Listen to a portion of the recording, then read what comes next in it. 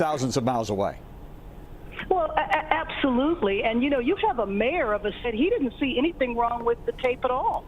He didn't understand what people were upset about. And he said that, oh, he didn't believe he died because he had his knee on his neck. He probably had some underlying health condition. What is that? That is the mayor of a city who basically said it was no problem. And people have to understand that black folks are feeling like it's open season on us.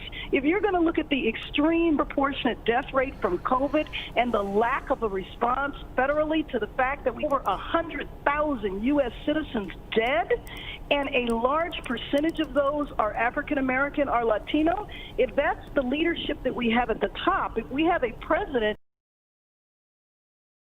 the flame, fans the flame, and invites his right wing, many of whom are white supremacists, to come out and attend the rallies. I'm sure you heard that yesterday. He invited the MAGA folks to go and said that the MAGA people loved black people. How insulting can you be? But if that's the leadership we're experiencing right now, we should not be surprised by any of this. But on the other hand, days to the next election. Representative, is there anything that the president could say or do right now that you believe could help? Well, I think that when he called for a DOJ, Department of Justice investigation, that potentially can help. Now, I have to tell you, just a little skeptical considering who the Attorney General is. But, you know, those are career staffers, career attorneys, so that might help. But many times I think it's best for the president to say nothing, because when he starts to say something, it never comes out right. Congresswoman, I have to ask you, you know, one of the things I personally look at the record of the officer who was directly involved in this killing in Minneapolis is that departments, it would seem to me, at some point have to see problem officers as civil liabilities, that it's going to cost the city not in treasure as well as in blood and treasure to keep individuals on the force. But to your point, you say that police unions have been expert at keeping some of these officers on the payroll. We out though that the Police Protective League for Los Angeles came out with a strong statement condemning what happened in Minneapolis and saying that they actually put other officers in jeopardy as a result of the conduct of their behavior. And I will tell you that over the years, the Police Protective League has changed considerably to what it was like under the days of Daryl Gates. Again, I'm responding to the NAP situation, and specifically in Minneapolis. But aside from the civil liability, I'm running an organization. I don't want anybody in my organization that's a murderer. I don't want anybody in my organization that treats people like they're animals. At the top, it's not just about the unions. It's about the leadership of that particular police department. Oh, how can you accept that? Now, leaders of other police departments said that if any of their officers believed that that was appropriate behavior, they wanted them to turn in their badges. That's the type of leadership that is needed. Viewers, as we continue to talk to the Congresswoman, it's 3 o'clock right now. We're on the air. Breaking in because of this news, we're having a peaceful protest here and across cities in our area. Santa Monica is one of them. That's what we're looking at right now. But the situation turned unfortunate there at the Santa Monica Place Mall when we began to see looting. Several stores had their windows smashed in. We saw looters breaking through the barricades that had been set up. Fences were put up there at the mall and smashed through and got into that mall. And we're seeing running out of stores carrying things, just as we have seen the past few days and saw last night in the Fairfax district, taking handfuls of items and taking them, waiting cars and leaving. This is not what we want to see. And I would ask the representative, how do we stop this sort of thing? This is not quell the anger. Change needs to be made so that people don't respond this way. Well, but I do make a distinction. I mean, not everybody that is out protesting is protesting are protesting at all. And I do believe that when you see what you were looking at, that's not protest. Those are people committing a crime. But why? Why are they doing it? How do we change that reaction? I think, but I think that's a crime of opportunity. They know that there is, you know, the ability for them to go and now, whereas they know they couldn't have situation. I mean, that's a question like, why do people commit crimes? And we need to get to the root causes of that, but I think it's very important to distinguish the looting that is taking place in Santa Monica. That is not a form of protest. That has nothing to do with Floyd, and we have to understand that those are people that are just opportunists. They're doing it because they see an opportunity to commit a crime and a high probability that they will probably get away with it. And too often, Representative, we keep seeing that message being stolen by those people who are stealing items from these stores. It's really not fair to the people who are protesting peacefully in front of officers like we're seeing right now on the streets of Santa Monica. I want to ask you, look, we've seen the changes, as you mentioned. We are not, the LAPD is not the LAPD of Daryl Gates that ended 28 years ago. That comment about chokeholds 38 was awful. I grew up in Burbank. I've seen a major cultural change within the police department there in my time growing up there. How much of this needs to be, there are a lot of good officers who go out on the street, who do good community policing, who are out there for the right reasons. How much of this needs to be officers checking each other when they're out in a situation like we saw in Minneapolis? It always needs to be about that. There's also the culture that needs to change where if a officer knows that one of their colleagues is abusive, they need to step forward and turn that person in. So I hurtle to the police department again. It's not the police department of the 1990s, but there's still a lot that needs to be done. I mean, frankly, the police department needs to be a little more diverse in terms of including African-American officers, something that we can all participate in. But the change in the mentality of the police, the way it is different on one side of town and the other, better than it was in the 1990s, but it is still not where it should be. So you still have rookie officers graduating and wanting to go to South so that they can kick butt. Anybody that has a mentality like that should not be involved in my community. And frankly, I think that those officers that are in charge, when they let that warrior mentality is a part of their department, if they're nothing in Beverly Hills, then why the heck would they accept it in South LA? Representative Karen Bass, we appreciate your perspective and your time. Thank you so much for joining us as we continue to follow these protests that have been happening this afternoon in the city of Monica. That's what you're seeing right now. We believe we have Gil Levis overhead this protest in News Tropical. Gil, again, This is what we've been wanting to focus on, what we would like to focus on 100% of the time, this peaceful protest in front of officers. Unfortunately, just Ocean Avenue here are people who are looting, who are ransacking stores, who are causing crimes that are taking away from the message of what this protest is all about.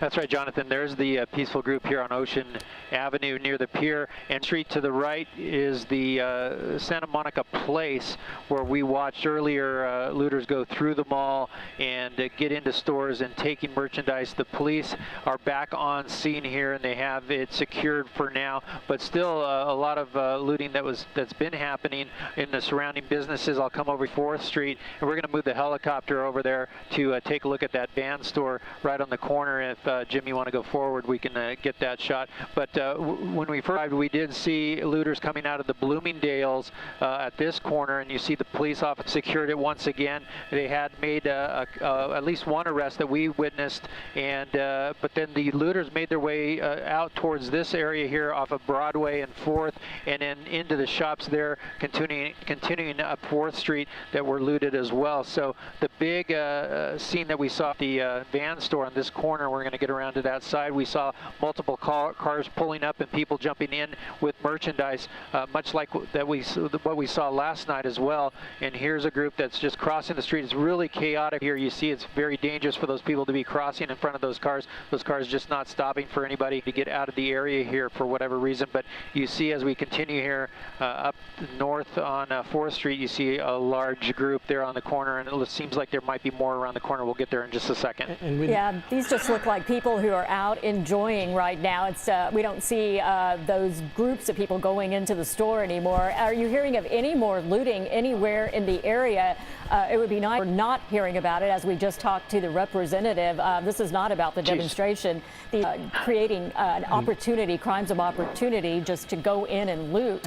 And Kathy, we'd like to remind our viewers. Well, there's some people running right now. We'd like to remind our viewers that the city of Santa Monica has instituted a 4 p.m. curfew. We are less than an hour at taking place, meaning it will be unlawful for these people to be in the street, which will change tactics dramatically for police in the way that they can approach some of these people who are looting. It will now be unlawful for them to be out and about in this area. Again, that curfew instituted by the city of Santa Monica, expecting to take place in less than an hour now at 4 p.m. Moved further up. It was initially 8 p.m. Now again 4 p.m. and that's going to change things hopefully in the terms of police being able to kind of control this situation, this looting. It's incredible to me also, Kathy, that we're back here. We've been off this scene for maybe 20 minutes or so, and yet it still looks the same as it did 20 minutes ago. People coming in and out of stores in this area. I believe it's the intersection of 4th and Broadway. That Vans store just ransacked earlier today. Yeah, absolutely. We saw a lot of people going in and coming out of that store, carrying boxes, jumping in cars, getting away. Here come more people out of that same area right now, still taking things out. It's hard to believe that there's anything left in there. We did see that one vehicle that had its license, again, almost like they had strategically planned to come and loot. They wanted their license plate covered, and we saw a bicyclist come up, and here's the video there. A bicyclist came up and actually ripped the covering off the license plate, only to be attacked by someone in that vehicle. Luckily, the cyclist appeared to be okay as he rode off, and the person got back in that car and quickly tried to get away from that scene. Someone just, we don't recommend doing this, but someone trying to take it off. Gil, yeah, what are you he ripped it seeing right now? off, didn't he? Got it off, but it didn't get away scot-free because he got slugged. That looked like that could grow a little bit intense. But we're still watching here with Gil Levis, who's been over the scene in News Chopper 4, watching the different businesses that we've seen. It started, was it the Nordstrom, and then the Bloomingdale's, and the police went in there. They were in the mall at least twice that we saw as we were on the air, and yet we're still seeing some of these corner businesses looted, and at least one eyeglass shop. That's right, Kathy. We're looking again at the Vans here, but that's exactly the order that we witnessed it. It was the Nordstroms that brought us here for the looting. And we saw the people coming out of Bloomingdale's, then the Vans shop here, and then the optometry store down the street. So it just continues here at the Vans store. You see cars pulling in. Very dangerous. It's very erratic driving as people pull into the curbside. We watched one individual just a moment ago going up to this vehicle with merchandise that's parked there just to the east of the Vans store. But again, it's just chaotic scene down here in certain parts. Now, just again, 1 block away, or 1 or 2 blocks away, is the peaceful protest that's happening on Ocean Avenue. Gil, you know, we can't help but think that officers in Santa Monica are stretched thin, right? They're blocking and trying to protect the 3rd Street Promenade, which remains closed. They're allowing people to peacefully demonstrate over there on Ocean. And then we saw a good contingency of officers at Santa Monica Place trying to protect the stores in that mall and make sure more people don't run in there. Have you heard anything about other agencies, outside agencies coming in to assist? We also know, of course, the National Guard has been deployed to Los Angeles County to assist as needed. I have yet to see or hear about any municipal police departments assisting here, or the sheriff's department for that matter, but there is a LAPD airship overhead that is assisting the officers with what's going on. Here goes more people out of the Van store, throwing items right into that vehicle, and they're going to jump right in and take off. So that's what we're seeing, and really at the top left corner, it's out of the picture right now. I'll show you as I zoom out, that intersection there, that corner there, that's the Santa Monica Place Mall, and that's where the officers are currently securing. And here goes a car that just loaded up from the Vans, and they're going to go right by the officers that are stopped there at the one of the entrances where the officers were securing it. It looks like maybe those motor officers have moved on, but certainly at the Dales there's a line of patrol cars that are stopped here, and that person is just going to drive right by it, and they have no idea that what just happened right down the street. All right, joining us on the phone in just a minute. We'll see if he is there. We have Sid Hale. He is an expert in law enforcement. Are you with us right now, Sid? Yes.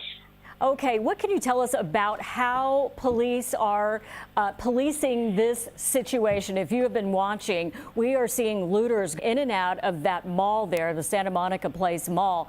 And what they're doing is in a coordinated effort, driving up cars, getting out of the cars, loading up boxes, as many as they can carry, jumping in the car and driving off. Some of the vehicles out there with their license plate covered. How do police handle a situation like this where they have a huge mall and then at the same time they have this peaceful demonstration going on the other side? Well, that is the problem. What happens is that we're overwhelmed, and so as a result, our focus of effort has to shift from enforcing the laws to keeping the peace. And so as a result, it means that some crimes are going to go, I don't want to say unpunished, ability to arrest. Now, I will say that if we have evidence, and we usually get a lot of evidence, and particularly this guy that you see is removing the plates, people will send these in after the riots, and a lot of arrests occurred after the riots. And most of our recovery occurred after the riots when people actually gave us enough evidence to complete the investigation. So they're not getting away with it with impunity, even though it appears that way. Yeah, it looks like they're trying to hide their license plates only to take them off.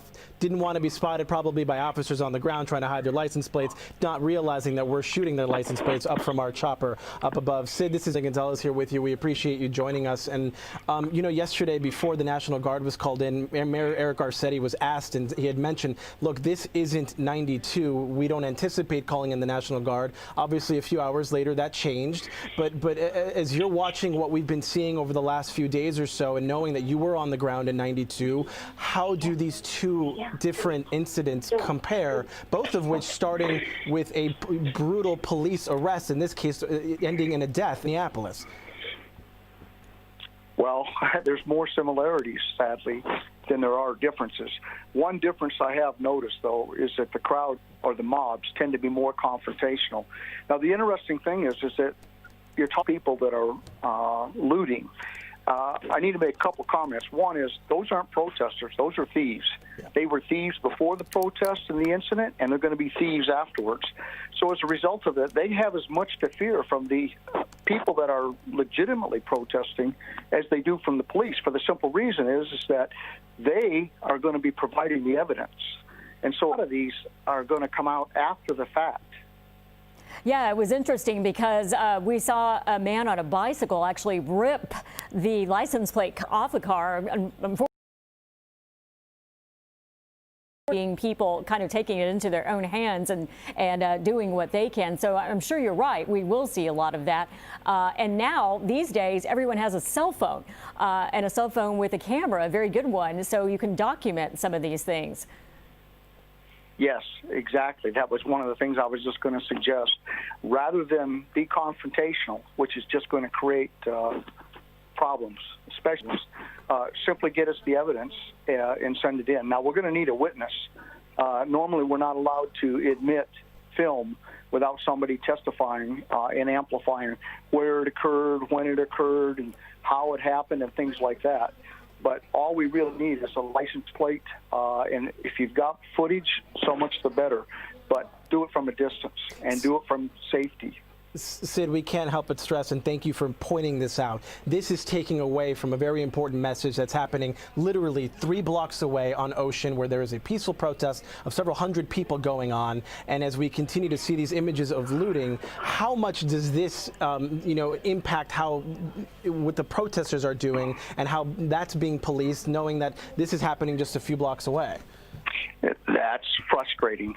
What happens is that you're looking at two different groups here. One is a crowd, one is a mob. A crowd is actually under the constitutional protection, and we are required to assist them in legitimate protests. Now, in some cases, it gets a little bit carried away, and to be very lenient on it as long as there's no violence.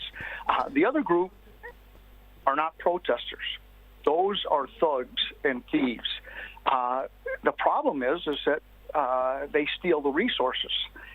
So we're caught in this tactical dilemma between protecting the legitimate protesters and trying to enforce the laws to protect property. And so as a result of that, usually the senior incident commander, but often the ground commander, the deployed commander, has to decide where he or she is going to deploy their forces. Typically, that is on the side of public safety. And so although this is reprehensible and repugnant as far as the thefts are going, it's the least of the two response. So personally, I think they made the right call, although I know that it's going to grind on them. Sid, how much does the curfew officers who are patrolling this area? Dramatic. I couldn't even begin to tell you. As a matter of fact, when they passed the curfew in 1992, on the last riots, the last big riot that I was in, the deputies nicknamed it reasonable cause looting, because the people that stayed out after the curfew were no longer under the protection. They were an unlawful assembly, and we could arrest them for that alone. And that solved so many problems. And with that, I will just add that the people that aren't even protesting, and I know this is a huge inconvenience, particularly when we're talking about curfew that starts at 4 in the afternoon, you can't imagine how much better, how much that facilitates our ability to redeploy resources and deal with these thugs and the looters.